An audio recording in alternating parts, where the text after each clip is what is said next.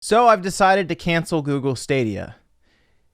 And I'm noticing you don't look too surprised to hear that. Well, a lot of people are going to have to decide if they're going to stay on with Google Stadia, since the 3 months that founders had received when they bought it back at the end of November is about to be up. That's actually going to be happening in just over a week, about a week and a half, I believe February 19th, as it launched November 19th. But if you remember, not everyone was able to get it all at the same time and get their activation key and all of this, so maybe it's a day or two after for some. For me, though, I believe it was that day I was able to start playing Google Stadia. So yeah, in a week and a half, I'd have to decide, am I going to continue paying for this service? Because remember, we paid for 3 months up front.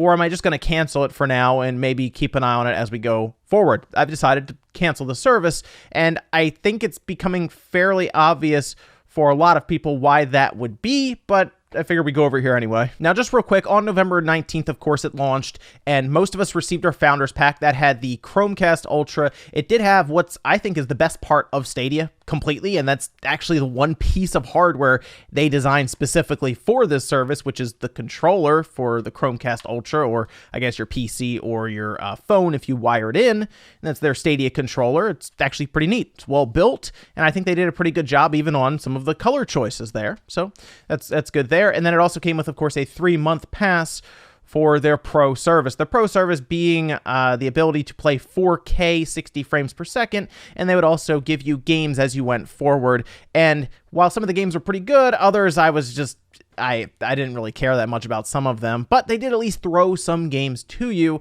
that you were able to just pick up and play. No downloading, of course, required. Now, when they first showed the service off, it's really funny to look back on it, because if you remember, they had different stands that had plastic around it, or I guess it can be glass, where you'd look through and you would see different parts of gaming history. And it was very strange at the time to see which ones they picked, because if you remember, they had picked the Atari with ET next to it, which was very, very bizarre, the Power Glove, and then the Dreamcast. Now, you can make an argument with the Dreamcast that it had a lot of forward-thinking ideas with that system, right? The built-in modem, the VMU, the visuals that they went with. There were some really, really cool things with the Dreamcast, but it hurt Sega pretty badly, and that was the last system they made before they went third-party, and it did not leave them in a good place. You look at the Power Glove, which was a failed concept, and we've recently seen Nintendo use some parts of that with things like Ring Fit, but that didn't work out. And then E.T., they had to bury tons of them in the desert because they didn't sell. It was strange to see those specifically in those pictures that we saw, but just picking those was weird. And I think for a lot of founders, when it came out, we had paid $130 for this, and it felt like a beta right away. Like, there were some weird things that were taking place here. Achievements didn't work right away. Eventually, they fixed them, and all of a sudden, your achievements started popping up all at once. It was crazy, but they did eventually fix that.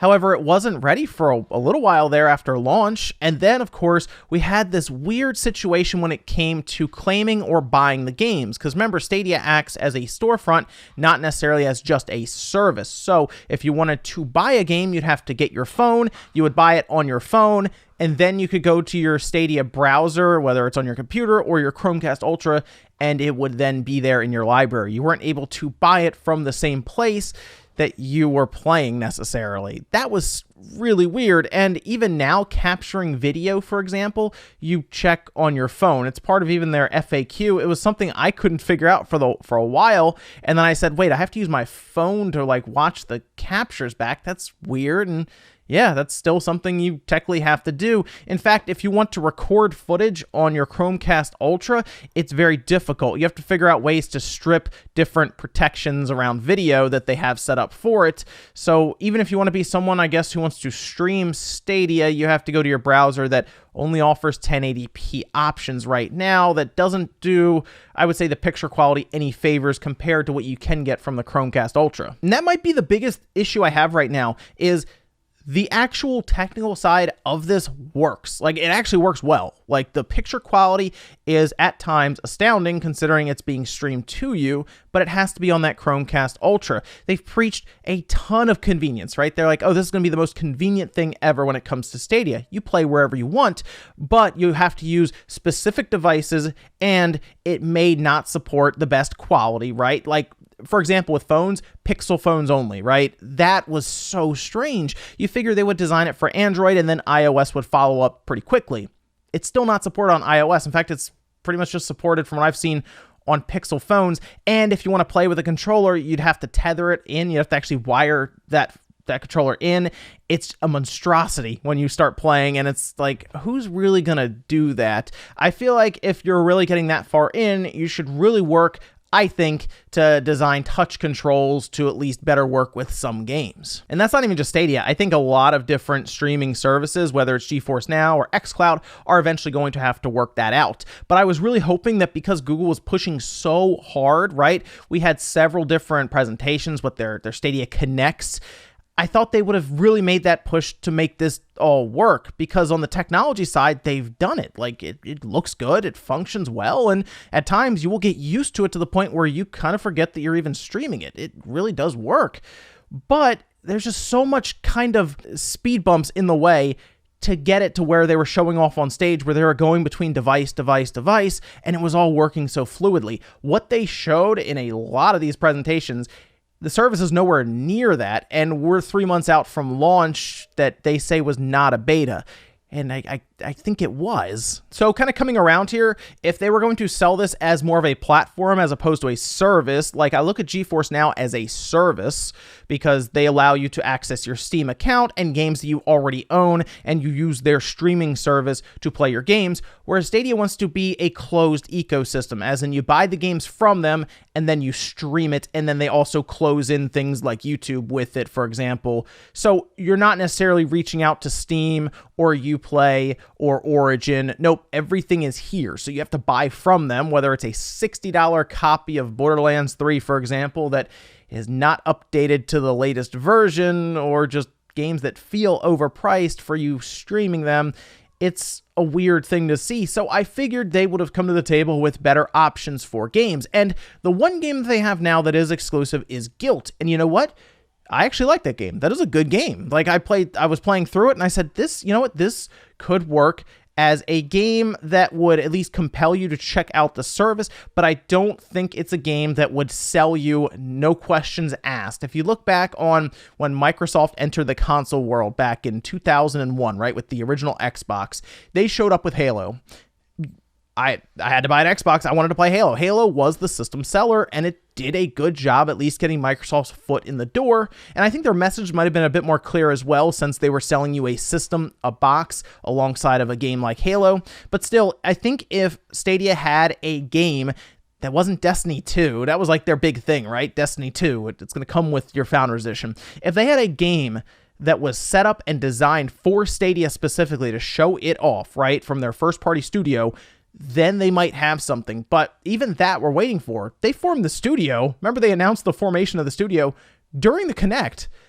Like we're not going to see a game from them, I assume, for a while, if it is going to be a big platform seller. I mean, we're to the point now where even their subreddit appears to be confused and lost when it comes to this service, because Google hasn't really been transparent or updated them much at all.